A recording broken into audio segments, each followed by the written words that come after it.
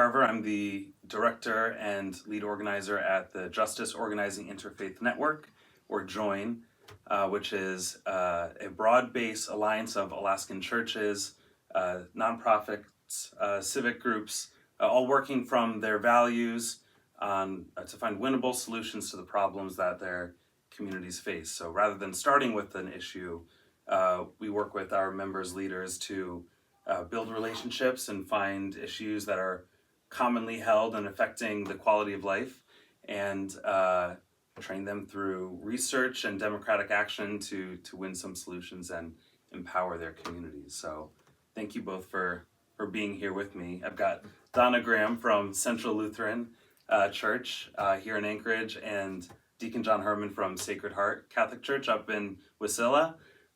Thank you both for being here with me. Glad to be here. Yeah, great.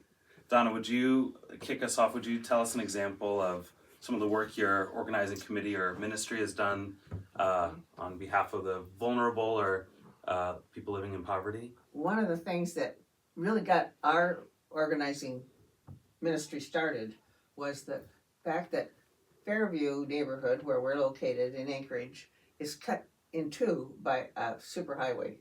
Gamble and Ingra, our label is streets, but they're highways. And they cut our neighborhood exactly in two. And what we found out is the only affordable after-school recreation was at Fairview in the east side, and the West Fairview kids had nothing affordable. There was a campfire program at Denali Elementary. At that time it was $375 a month each. Kids in our neighborhood couldn't do that. They were hanging out at the church. They were asking the secretary for a crayon, that kind of thing. And we began to catch on, well, the Lord gives us something to do. We should do something with that. And long story short, after lots of meetings with the municipality and with Campfire, we ended up with a three-legged stool, and it works beautifully to this day. This was in '06, so it's a long time now. So what we did instead is get the Campfire set up to be the professionals who can do just what these kids really need.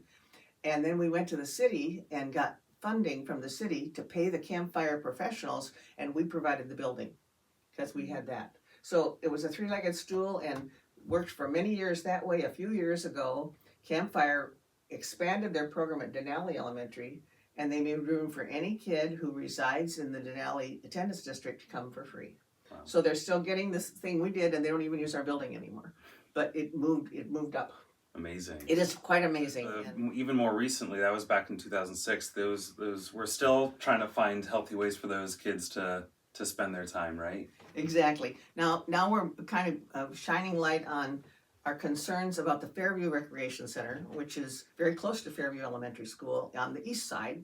And Fairview Rec Center is a gorgeous place, and we went over to see what wasn't happening, and there wasn't anything happening. And this is about a year ago. So we've had multiple meetings with the Muni, with the planning department, with the mayor's offices, both mayors, with everything we think of to say, when can we get something going on for these kids at the rec center? And things are changing. They have hired a lot of new people. They are instigating new programs again finally. It's not soup yet, but it's a lot better than it was, and it's been a year, so we're excited about it. We're trying hard. We met with the elementary school principal there, and we're trying with his assistants to get more connection and communication between the school and the rec center that are right in the same neighborhood. But it is a matter of communication, I think.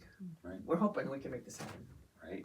And these are two neighborhood institutions, and structurally, these kids deserve help and service from both of them, right? Exactly. And we went to the Fairview Block Party and to the other gatherings in the park that the Park Foundation does. And we've asked people, put a check mark between the things you really are most concerned about, and the rec center came up. So that's why we fell into this. We're working on it. Absolutely. And getting entities to talk to each other, bring them together, that's a form of community building too. It's a lot of it. That's a big piece of it. We often find in join work that there's somebody already tasked to do whatever it is we want to happen. But sometimes you just have to say, would you do it? Right. Getting community organizations to talk to each other, that's something that you guys have worked on at Sacred Heart recently, right? That's right, and it's a good segue. from Donna's description about just getting people to work together just by asking, So in our case, our local organizing ministry started recently, or relatively recently. I'd say we're probably in our third year, and the problem that came up before us initially was concern about in the Wasilla area. A lot of off-road vehicles, ATVs, motorcycles, any sort of vehicle you could think of that has wheels on it and a little engine. There's a lot of that, these vehicles being operated all over the community alongside highways and in front of properties, and there's a concern that we have a real safety problem there in the area, at least by some parts of the community. And so we decided that was going to be the issue that we were going to focus on. We did our research, we talked to people, and we were able to pull together an organization in the valley that is focused on ATV safety. And we invited them along with the school district there in the Wasilla area, the assistant principal from Wasilla Middle School. We held a community meeting, and we were able to get the school district to talk to this nonprofit ATV safety organization to meet and work out a pilot program to where they could be training these youngsters in the ways of ATV off-road safety. So we were looking at them as we were trying to reach out to and improve the quality of life around the Wasilla area, at least in the way of safety. So yes, it was just a matter of getting person A to talk to person B, and they said yes, they would work out this program. And we were able to do that also by bringing together a lot of different people into our parish and get everybody together to, as a community, to talk about the problem, share their stories, and get everybody on board. So, and everybody who had attended there, they feel like they're empowered to do something positive in this particular regard. So yeah, it worked out pretty good. Yeah, and this truly was a broad base. At that meeting, there was testimony from ATV safety instructors, bikers, runners, Doctors. kids, Yeah. doctors, police. Yeah. So this was they really came out to, you really tapped into something. It was a wonderful evening. Oh yeah, Donna was there as well. Yeah. That's right. And sometimes you get different people who are thinking the same thing, but until you get everybody together to talk about it, you don't know that you're thinking about the same thing. And we got a problem here, folks. Let's do something about it. So I think we accomplished that with this particular example. Yeah. Well, in both your cases, you really have become experts in this niche intersection. People are vaguely aware, but it was only you that put together the pieces. So thank you for doing that. Yeah. Thank you for doing that. It's a good feeling knowing you're doing something positive for your community and you're building up our communities, so. Yeah. How has your time organizing, how's that connected with your faith, or how has your faith fed into your leadership? It's a perfect blend because organizing is all about listening. And I believe that what most people need is a good listening to. And if we listen to each other, we're all going to get smarter. I don't learn anything when I'm talking. I learn when I'm listening. And so I think it's a great way to do church, is to just listen to each other. And sure enough, if you listen long enough, you'll hear issues starting to surface. That'll be exciting. Yeah, John, how about you?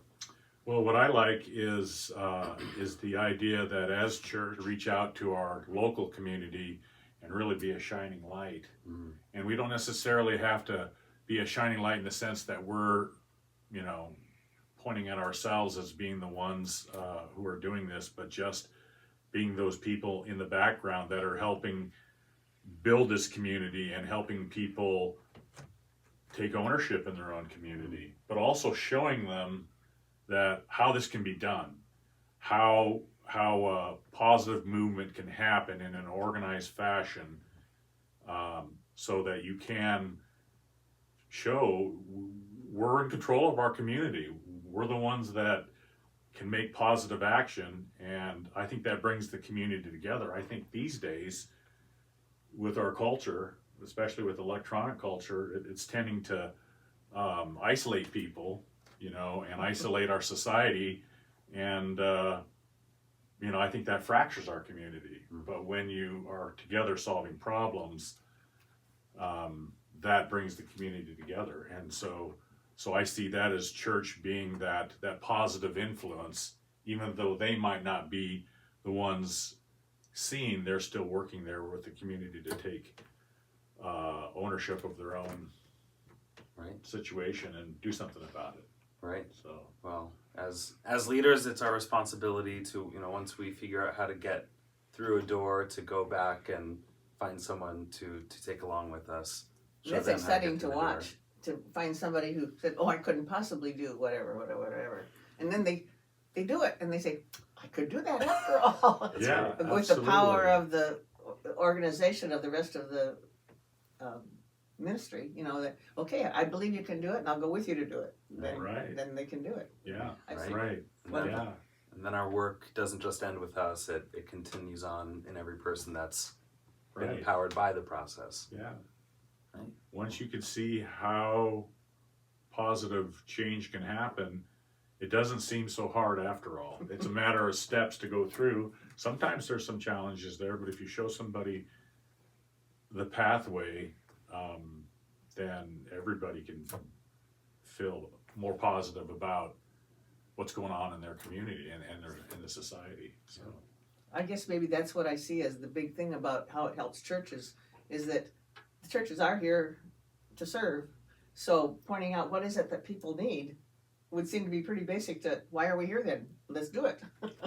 absolutely. That's right. That's right. Well, I learn a lot listening to both of you. I'm glad to get to work with you. Thank you for being here. Thank you. Thank you. CCHD is one of our key partners in being able to make organizers like me, able to work with these and learn from these communities.